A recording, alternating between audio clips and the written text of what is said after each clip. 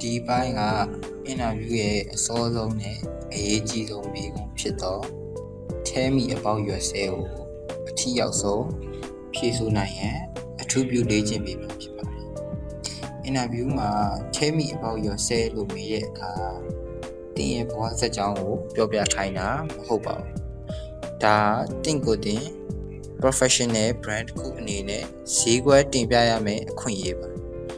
ကျွန်တော်တို့ရဲ့ပန်းနိုင်ကစိတ်အားထက်သန်ပြီးစီကန်းရှိတဲ့တက္ကသိုလ်ရာထူးအတွက်အသင်ဖြစ်နေတဲ့သူဆိုတာကို10မိနစ်ခွဲအတွင်းပေါ်လွင်အောင်ပြောပြဖို့ပဲဖြစ်ပါတယ်အင်တာဗျူးဖြေဆိုသူကကျွန်တော်တို့ပြောတာကိုကြားလိုက်ရုံနဲ့ဟုတ်ပြီဒီကလေးကစိတ်သက်ကောင်းတယ်တမောပေါ်တက်ခွင့်ပေးဖို့တင့်တော်တယ်အဲ့လိုမျိုးချက်ချင်းခံစားသွားစေဖို့လိုပါတယ်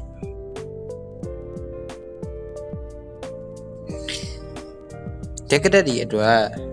အကောင်းဆုံးဖြေဆိုမှုပုံစံရှိပါတယ်အဲ့ဒါကိုအခုပဲကြည့်လိုက်ရအောင်ပါ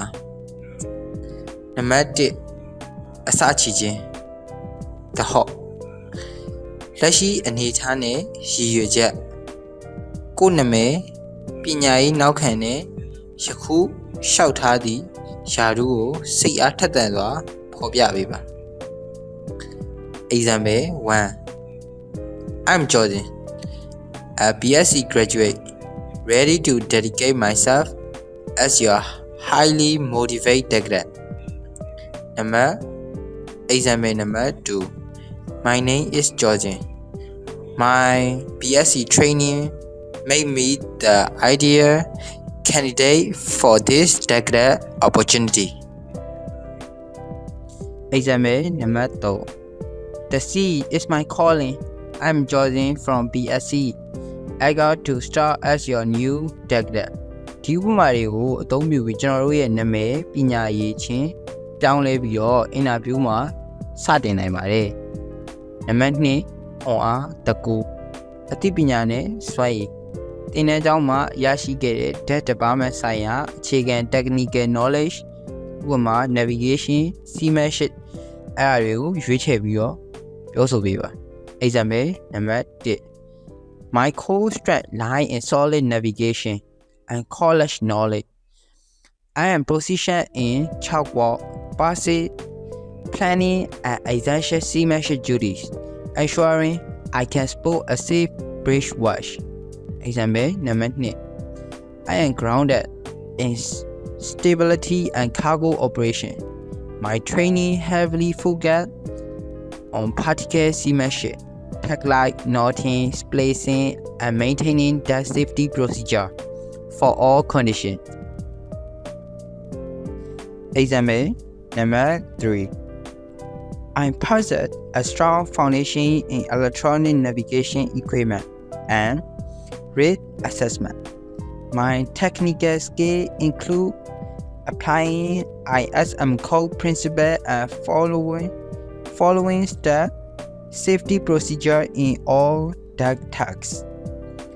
ကျွန်တော်မြန်မာလိုတော့မရှင်းပြတော့ပါဘူးအားလုံးသိပြီးသားဖြစ်မယ်လို့ထင်လို့ပါစာသားတွေသိချင်နေဆိုရင်တော့ translate ပြီးတော့လေ့လာပေးပါကျွန်တော်ဥမာပေးထားတဲ့စာသားတွေကတစ်ခုကိုအသုံးပြုပြီးအင်တာဗျူးအောင်မြင်ရယူနိုင်ပါတယ်နံပါတ်3အပိသက် the globe ဂတိကဝတ်နဲ့အနာဂတ်ရည်မှန်းချက်ကုမ္ပဏီအတွက်စ조사တင်ယူမယ်ဆိုတဲ့ဂတိနဲ့ရေရှည်ရည်မှန်းချက်ဥပမာ officer ဖြစ်ချင်တယ်ကိုအချင်းချုပ်ပြောပါ Example နံပါတ်1 I promise to learn diligently, prioritize safety and fully committed to your company. My long-term goal is to proudly serve as a competent officer. Example number 2. I am dedicated to professional growth with your team. I will work hard to master seafaring skills and quickly progress to become a valuable officer. Example number 3. I plug my utmost effort to contribute to safe operation. I aim to grow from cadet to a reliable long-serving cadet officer within your fleet. ဒီဥမာရင်းနဲ့ကျွန်တော်တို့ရဲ့ interview မိတ်ဆက်လေးကိုအဆုံးသတ်လိုက်ရင်ပြည့်စုံနေပါပြီ။ဒါကတော့ cadet များအတွက်အကောင်းဆုံးဖြည့်ဆို့မှုပုံစံကိုဖော်ပြပေးတာပဲဖြစ်ပါတယ်။ဒီဖြည့်ဆို့မှုပုံစံကိုအသုံးပြုပြီးတော့ပြည့်စုံတဲ့မိတ်ဆက်မှုပုံစံကိုတည်ဆောက်လို့ရပါတယ်။ပထမဆုံးမိတ်ဆက်ကအရေးကြီးတာဖြစ်တဲ့အတွက်ကြောင့်ဒီခြားလေးလေ့လာစေချင်ပါတယ်။အပိုင်းနှစ်မှာပြောတဲ့ technical knowledge တွေကို list ထုတ်ပြီးတော့အကုန်လုံးပြောကြမလို့ပါဘူး။ကျွန်တော်တို့ကျွမ်းကျင်တဲ့စိတ်ဝင်စားတဲ့လူထင်တဲ့အချက်နှစ်ချက်လောက်ကိုပဲပြောရင်လုံလောက်ပါပြီ။ဥပမာ I am proficient in basic chatbot and eager to learn more about advanced watchkeeping procedure အဲ့လိုပဲပြောရင်တင်တော့ပါတယ်မိတ်ဆက်စကားပြောတဲ့နေရာမှာရန်တိုရင်ပေါ့ပြက်ပြက်ဖြစ်ပြီးတော့ရှည်လွန်းရင်လည်းပြင်းစရာကောင်းနေပါလေအားကြောင့်မို့ကျွန်တော်တို့ကမိတ်ဆက်စကားကို10မိနစ်ခွဲ2မိနစ်အတွင်းမှာစကားလုံးပြပြတတ်တာနဲ့ပြောဖို့အရေးကြီးပါတယ်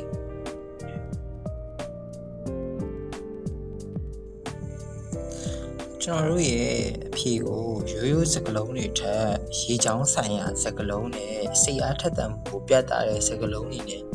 အစားထိုးလိုက်မယ်ဆိုရင်ပိုပြီးတော့မကောင်းလားအဲဆိုရင်ကျွန်တော်ရှောင်းရဲ့စကားလုံးနဲ့သုံးသင့်သောစကားလုံးတွေကိုပြောပြပေးပါမယ် I want to learn sir I am eager to learn I am committed to learning I like safety sir I prioritize safety. I strictly adhere to safety protocols. I am good at teamwork, sir. I am a collaborative team player. I am value open communication. I finished school, sir.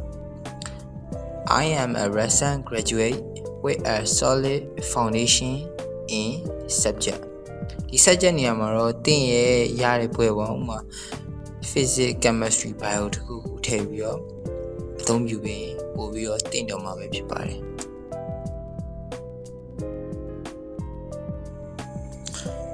interview ဖြည့်ဆို့ရမှာအရေးကြီးတဲ့အပိုင်း၃ပိုင်းရှိပါတယ်